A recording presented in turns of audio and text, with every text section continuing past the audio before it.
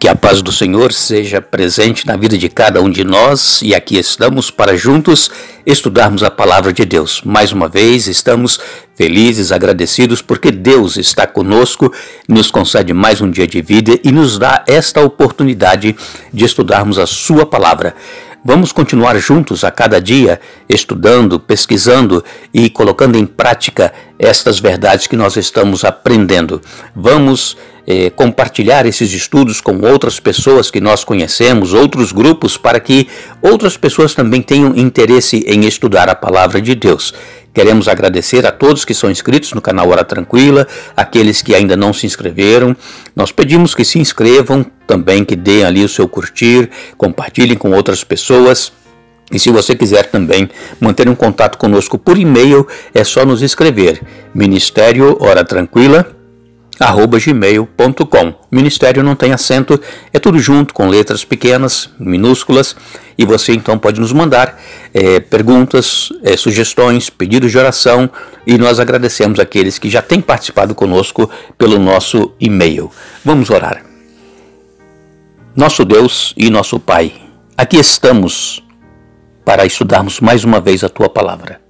Pedimos-te que o Teu Espírito Santo seja derramado sobre cada um de nós. Abra a nossa mente para o entendimento da Tua palavra e ajuda-nos a colocarmos em prática em nossa vida.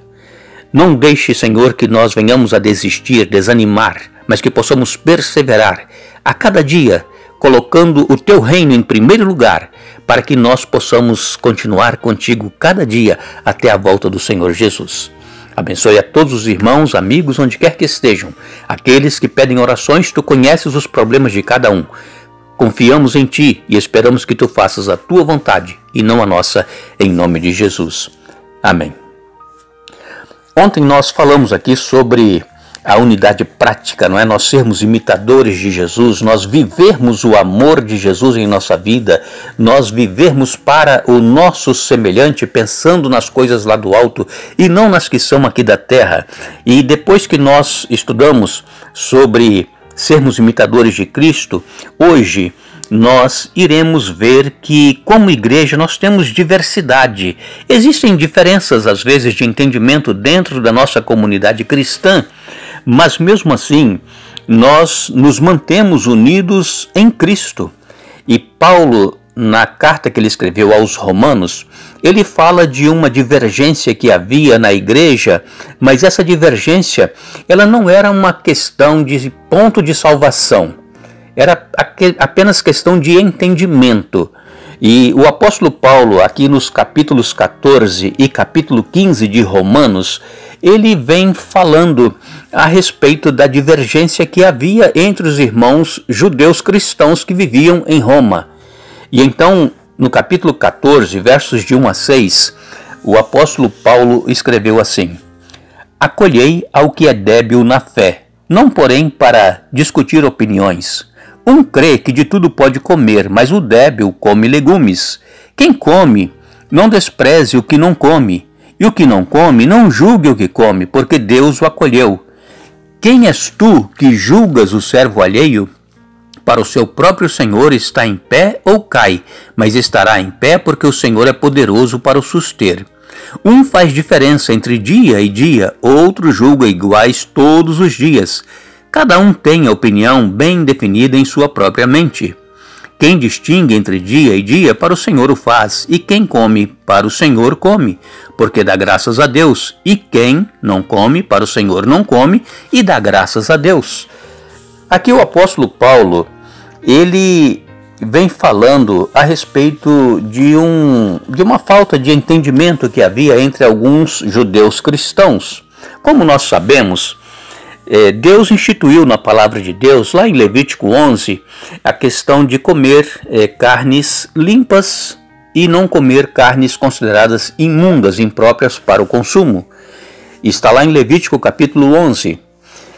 Aqui o apóstolo Paulo não está falando de comidas, carnes imundas, impróprias para serem consumidas. Por quê? Porque o judeu, ele já não comia mesmo as carnes que são proibidas pela palavra de Deus. Mas havia uma divergência. Por quê? Porque alguns quando estavam em comunidade e eram servidos alimentos, alguns não comiam aqueles alimentos porque eles não sabiam como haviam sido preparados na forma cerimonial como os judeus costumam preparar para comer. Nós, aqui nos Estados Unidos, nós conhecemos várias casas de judeus e nas casas deles tem duas cozinhas. Uma para eles, onde preparam o alimento do jeito que eles comem, e outra para aqueles que visitam a casa deles e querem preparar alimento, eles preparam numa cozinha separada. Eles não misturam as duas coisas, eles têm ainda este cuidado até hoje com relação à alimentação. E então, muitos, quando estavam em comunidade, era servido alimentos, eles não comiam porque eles tinham medo, receio de que aquele alimento não havia sido preparado da forma como eles costumam preparar, e então se eles comessem aquele alimento, eles estavam se contaminando. Era uma contaminação cerimonial. E então por isso que o apóstolo Paulo diz aqui, olha, acolhei ao que é débil na fé. Aquele que pensa, não é, que aquela comida não foi preparada da maneira como tinha que ser preparada, era considerado um débil na fé. E então o que ele fazia? Ele comia legumes ao invés de comer aquela carne, porque também naquela ocasião havia sacrifício de animais limpos, né, animais próprios para serem comidos, a ídolos que outras pessoas ofereciam, e depois essa carne era vendida no açougue. Só que muitos não compravam aquela carne de animais limpos, permitidos para serem comidos, porque eles não sabiam de que forma aquele animal havia sido sacrificado, e também eles pensavam que comendo aquela carne, eles estavam se contaminando porque o animal havia sido antes sacrificado a um ídolo.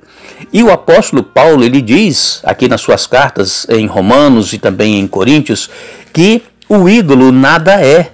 Não tinha problema nenhum a pessoa comer, por quê? Porque um ídolo não é nada. Aquele boi foi sacrificado, oferecido a um ídolo e depois a carne vendida, você pode comprar e comer a carne, porque o ídolo não é nada. Ele não vai contaminar aquela carne. E então não existe aqui em Romanos evidências de que os primeiros cristãos começaram a comer carnes de animais proibidos por Deus. Não existe evidência. E nós nos lembramos de Pedro, né, quando teve aquela visão lá na casa de Simão, o curtidor, um lençol cheio de animais. Está em Atos capítulo 10. E então quando chega no verso 14, o apóstolo Pedro diz assim: mas Pedro replicou: de modo nenhum, Senhor, porque jamais comi coisa alguma comum e imunda. Então aqui está confirmando que os discípulos, os primeiros cristãos, não têm evidência bíblica de que eles começaram a comer carnes que eram proibidas por Deus. Essa questão de Romanos, aqui nos capítulos 14 e capítulo 15, trata mais da impureza cerimonial, de como os alimentos eram preparados e não de animais imundos. Havia pessoas na comunidade romana, os judeus cristãos, que não participavam das refeições comunitárias, como disse agora há pouco. Por quê? Porque eles não estavam convencidos de que os alimentos tinham sido adequadamente preparados e nem de que não tinham sido sacrificados aos ídolos. E Paulo aqui então, nestes versos, Romanos capítulo 14, versos de 1 a 6, ele está incentivando a tolerância para os que eram sinceros na observância desses rituais, e desde que esta observância não passasse como meio de salvação. Por exemplo, hoje tem muitas pessoas que são vegetarianas, não é? E então fala assim: eu sou mais santo do que aquele fulano porque ele come carne e eu sou vegetariano. Não, isso não é ponto de salvação. A questão da pessoa não comer carne de qualquer espécie é questão de saúde. Hoje todos os animais estão contaminados, cheios de antibióticos, cheios de hormônios para crescimento, tanto aves quanto animais. Então é uma questão de saúde, não plano de salvação. A salvação ela é em Jesus, no seu sacrifício, através da graça mediante a nossa fé. Que Deus nos abençoe, que Deus nos ajude a entendermos a sua palavra. E nós agradecemos a você que nos acompanha. Voltaremos amanhã dando sequência a este estudo. Mas lembre-se, buscai, pois, em primeiro lugar o reino de Deus e a sua justiça, e as demais coisas vos serão acrescentadas.